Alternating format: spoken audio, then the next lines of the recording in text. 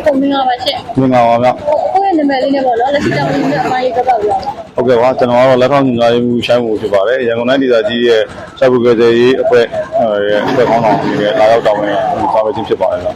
ဟုတ်ကဲ့ပါရှင်ဒီကတော့လက်ရှိဒီ very well တဲ့လက်ရှိအခြေအနေလေးပြောပြပါဦးလက်ရှိအခြေအနေကတော့ကျွန်တော်တို့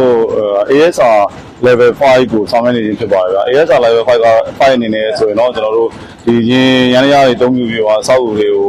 ရှင်းလင်းပယ်စရာ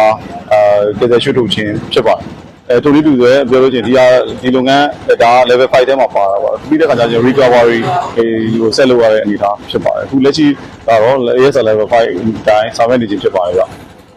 ဒီ video မှာလောက်ရတယ်ပေါ့နော်အခုဒီဆမ်ပယ်လေးလုပ်ရလောက်ရတဲ့ပုံပဲတော့တွေ့ကြုံလေးရှိတယ်လေဆိုတော့ပြောပြရအောင်ကျွန်တော်တို့ပြောလို့ရှိရင်တော့တွေ့ကြုံဂရေဝေါမှာတွေ့တဲ့ကြုံများနဲ့ပြောရဆိုလို့ရှိရင်ကျွန်တော်တို့အသက်ရှင်နေခဲ့တာရှိပါတယ်အဲ့ဒါတော့ကျွန်တော်တို့30ရက်နေ့ည12နာရီ40ဆိုတော့31ရက်နေ့မနေ့3:40လို့ပြောလို့ရတာပါအဲ့ဒီမှာတော့ကျွန်တော်တို့ရုရှားရဲ့တရုတ်ရဲ့မြန်မာရဲ့ရှာဖွေကယ်ဆယ်ရေးအဖွဲ့သုံးနိုင်ငံပေါင်းပြီးတော့မှအသက်ရှင်လျက်မအေးမှုကိုကယ်ဆယ်နိုင်ခဲ့သူတော့အသက်မဲ့သွားတဲ့ dead body လေးခုလည်းပဲထုတ်နိုင်ခဲ့ပါတယ်ဗျဒီနေ့ချိန်ကြီးဆိုတော့ဒီ very well နေပြီးတော့ဒီကျက်တဲ့ထုတ်ထားတဲ့တော့အသက်ရှင်လာတော့ဓာတ်ပေါ်ရောသူ့ကောင်တော့ရှိတယ်အဲ့တော့ပြောမယ်ဆိုတော့ကျွန်တော်တို့စတင်တာဝန်ယူရဲ့အချိန်ကနေပဲစပြောလို့အဆင်ပြေပါလိမ့်မယ်ဗျ။ဘာလို့လဲဆိုတော့ကျွန်တော်တို့စပြီးတော့တာဝန်ယူတဲ့အချိန်မှာကျွန်တော်တို့ ASR level 3ကိုစပြီးတာဝန်ယူရလို့ပြောလို့ရတဲ့အနေအထားပါ။ ASR level 1နဲ့2ကိုတော့ဆိုလို့ရှိရင်နေမီကန်မြန်မာနိုင်ငံပြည်သက်အဖွဲ့ရဲ့အရန်ပြည်သက်နဲ့ဆိုလို့ရှိရင် volunteer တွေကနေပြီးတော့မှဆောင်ရွက်ပြီးဖြစ်ပါတယ်။ကျွန်တော်တို့စတင်ဆောင်ရွက်တဲ့အချိန်ကနေဆိုလို့ရှိရင်တော့29ရက်နေ့ညမှာရောက်တယ်ဒီမှာလာပြီးတော့ကျွန်တော်တို့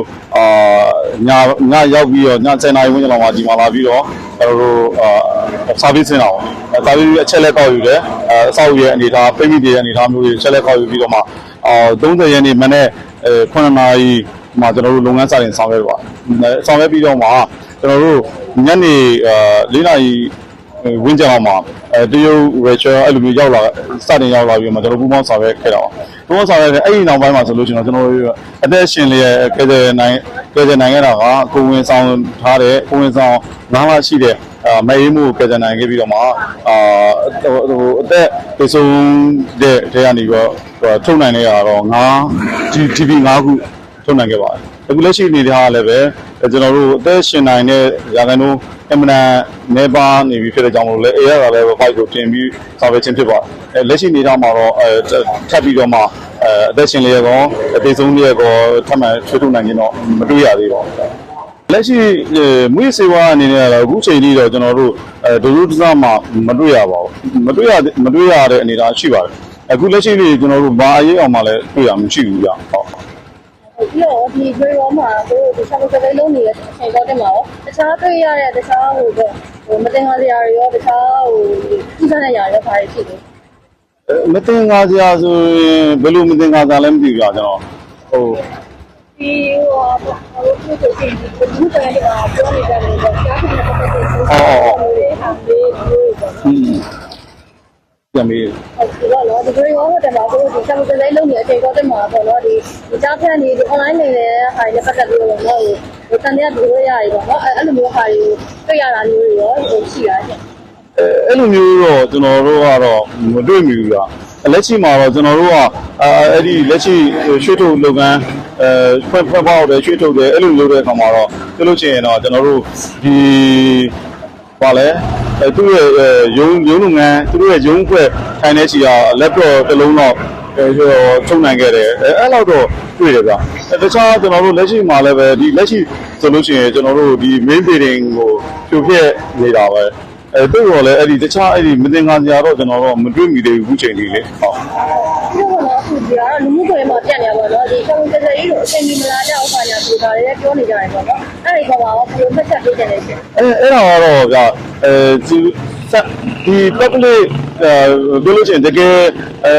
ကိုယ့်ရဲ့မိသားစုပါသွားတယ်ကိုယ့်ရဲ့ဆွေမျိုးသားချင်းပါသွားတယ်ဒီလိုကာယကံရှင်တွေကတော့ပုံမှန်အားဖြင့်ဆိုလို့ရှိရင်တော့သူကစာနာစောကြတာမြန်ရောက်စေချင်တယ်မြန်ကဲရွှေ့ထုတ်ချင်တယ်အဲ့လိုမျိုးတွေရှိကြတာဒါကတော့ထုံးစံတိုင်းပါပဲ ပြောလို့ရှိရင်မလောက်တာမဟုတ်ပါဘူးမြန်မြန်ဆန်ဆန်မရောက်တာမဟုတ်ပါဘူးကျွန်တော်တို့ပြောလို့ရှိရင်အမြန်ဆုံးနည်းနဲ့ရောက်အောင်ကျွန်တော်တို့လုပ်ခဲ့ကြတာပါကျွန်တော်ဆိုရင်ရန်ကုန်ကနေလာတာဖြစ်ပါတယ်ရန်ကုန်လာတဲ့အခါမှာတော့ကျွန်တော်တို့ရန်ကုန်ကနေပြီးတော့မှဒီ12နာရီ51ငလင်လှုပ်ပြီးဆိုတဲ့အခါမှာငလင်လှုပ်ပြီးခဏ10မိနစ်15မိနစ်နေတာအတော်တွင်းမှာပဲကျွန်တော်တို့မန္တလေးမှာပျက်စီးဆုံးရှုံးမှုများတယ်ဆိုတော့တင်ကျွန်တော်တို့ရတဲ့အချိန်မှာပဲကျွန်တော်တို့ရဲ့စကားပြောဆက် line တွေကိုကျွန်တော်တို့ရန်ကုန်ကဆိုတော့လည်းပဲမန္တလေး line တွေကျွန်တော်တို့ချိန်ပစ်လိုက်တာချိန်ပစ်လိုက်ပြီးကျွန်တော်တို့ရန်ကုန်မှာတော့ဒီတော့မစိုးဘူးမန္တလေးမှာစိုးရဆိုတဲ့အနေထားမှာမန္တလေး line ချိန်ပြီးရတယ်အဲ့ဒီမှာကျွန်တော်ကစပြီးတော့ပြောလို့ရှိရင်ဒီလိုထွက်လာဖို့စပြင်ရတာပြင်ပြီးတဲ့အခါမှာကျွန်တော်တို့0မိုင်ကနေပြီးတော့ညနေ9နာရီထွက်ပါသို့တော်လည်းကျွန်တော်တို့လမ်းကြီးအမြန်လမ်းကတောက်လျှောက်ကပြောလို့ရှိရင်အရင်ငလျင်မလုပ်ခင်ရလို့မြန်မြန်ဆန်ဆန်မောင်းလို့မရအောင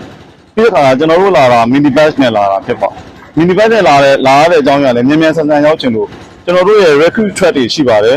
်သို့တော်လည်း recruit track တွေနဲ့ဆိုလို့ရှိရင်ညနေအရန်ရှည်ပြီးတော့တန့်ကြနိုင်နေရှိတာပေါ့သို့တော်လည်းကျွန်တော်တို့ mini bus နဲ့လာတယ်ဆိုတော့လည်း mini bus ပေါ်မှာကျွန်တော်တို့ရဲ့ဒီ recruit tool တွေ equipment တွေအားလုံးအစုံလင်ပါပြီးဖြစ်ပါတယ်အဲ့ဒီလာတဲ့အခါမှာကျွန်တော်တို့က mini bus ကိုတနာရီကီလို60တဲ့မကျော်လွန်တဲ့နှုံးသားနဲ့ပဲမောင်းလို့ရတယ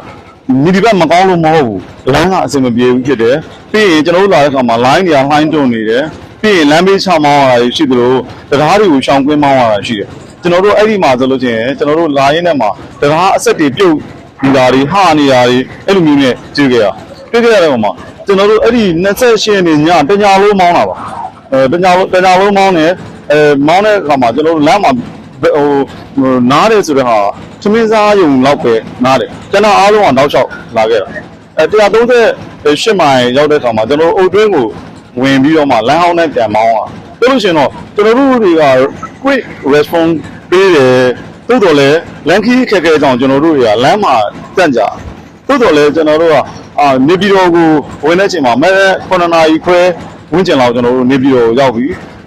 ပြီးတဲ့အခါမှာကျွန်တော်တို့မန္တလေးကိုထပ်ဆက်ထွက်လာတာပေါ့ဆက်ထွက်လာတော့အောင်လဲထုံနည်းတူစွာပဲကျွန်တော်တို့လမ်းမှာအခက်အခဲများစွာကြုံရပါတယ်တချို့ဆိုပြောလို့ချင်းတရားကြီးကျိုးနေတာတရားကြီးကျိုးနေတော့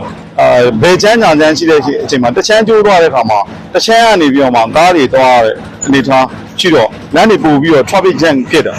တိုးဂိတ်တွေလည်း traffic jam ဖြစ်တယ်လို့တရားကြီးပေါ်မှာလည်း traffic jam ဖြစ်တယ်တိုးတော်လည်းကျွန်တော်တို့ကအဲ့ဒီမှာမြေကန်ရဲတပ်ဖွဲ့ရဲ့အကူအညီနဲ့ကျွန်တော်တို့ဒီအရေးပေါ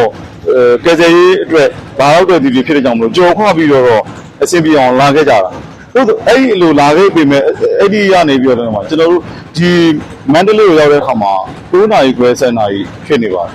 9နာရီခွဲ10နာရီဖြစ်နေတဲ့အနေအထားမှာကျွန်တော်တို့ကပြောလို့ရှိရင်တော့ဒီမှာကျွန်တော်တို့ကယ်ဆယ်ရေးလုံးမယ်ဆိုလုံးလို့ရတဲ့အနေအထားသို့တော်လည်းကျွန်တော်တို့ကဒီရဲ့ data ချက်လက်ကျွန်တော်တို့မရသေးဘူးပြောလို့ရှိရင်ထဲမှာဘယ်နှယောက်ပိတ်မိနေရလဲဘယ်နှယောက်ကယ်ပြီးတာလဲပြောလို့ရှိရင်အခန်းဖွဲ့စည်းပုံကဘယ်လိုရှိတာလဲဒါမျိုးပေါ့နော်ဘယ်လောက်တင်းဆောင်နေတာလဲအဲ့လိုမျိုးတွေကို data ချက်လက်ကောက်ဖို့ကျွန်တော်တို့မှာအချိန်ခုလိုပါတယ်လိုတဲ့အခါမှာအဲ့ဒီလို data ချက်လက်ကျွန်တော်တို့အဲ့ညတွင်းချင်းမှာပဲလာကြည့်ပြီးတော့ကျွန်တော်တို့ data ချက်လက်ယူပြီးတဲ့အခါမှာမနေ့မှာအားချင်းလောက်တာမနေ့မှာဒါကျွန်တော်တို့ရန်ကုန်အနေနဲ့ပြောတာပါဒီမန္တလေးအနေနဲ့ကြည့်မယ်ဆိုလို့ရှိရင်လည်းမန္တလေးအနေနဲ့ကလည်းပဲကျွန်တော်တို့ဖြစ်တာနဲ့သူတို့တောက်လျှောက်လောက်တာနေမြေကန်မြန်မာနိုင်ငံမိသက်တပ်ဖွဲ့ရောအရန်မိသက်တပ်ဖွဲ့ရောအနီးနားမှာရှိတဲ့ပရောဟိတအသင်းတွေရောပရောဟိတအသင်းတွေမှာမဝင်ထားဘဲနဲ့ပြောလို့ရှိရင်ပရောဟိတစိတ်တဲ့အရင်ခံရှိတဲ့လူငယ်တွေရောအကုန်လုံးဝိုင်းလောက်ကြတာပြောလို့ရှိရင်တော့ကျွန်တော်တို့ပြောလို့ရှိရင်တော့အတက်နိုင်ဆုံးအမြန်ဆုံးနဲ့ကျွန်တော်တို့ပြည်သူကိုအကောင်းဆုံးဆောင်ရွက်ပေးခဲ့တာပါအဲ့ဒီမှာလည်းပဲတွန်းနေတူစွာပဲကျွန်တော်ရှိရင်ဗာလဲပြပရဲ့ပြောလို့ရှိရင်ရှာဖွေကစားရေးအဖွဲ့တွေဆိုတာလည်းပဲအားချင်းရောက်လာကြတာပါအများဆုံးအဖြစ်တော့30ရက်နေ့မှာရောက်ကြပြီးတော့မှအားချင်းလုပ်ခဲ့ကြတာပါပြောလို့ရှိရင်တော့ဒီဆန္ဒဆိုးတဲ့အတွက်ကြောင့်ဒါကျွန်တော်တို့ကိုနှေးတယ်လို့ထင်ကြတာပါပြီးရင်နောက်တစ်ခုကကျွန်တော်တို့အတွင်းထဲကိုဝင်တဲ့အခါမှာကျွန်တော်တို့အတွင်းထဲကိုဝင်တော့စွမ်းနာပြောသလိုပဲကျွန်တော်တို့ဒီဒေသခံနေမြေကန်ဖြစ်တဲ့မြန်မာနိုင်ငံမိသက်တပ်ဖွဲ့အရန်မိသက်တပ်ဖွဲ့နဲ့ပရောဟိတနေလူငယ်တွေကဲထုတ်တယ်ဆိုတာလွယ်လင်းမကူကဲလို့ရတဲ့အနေအထားကိုသူ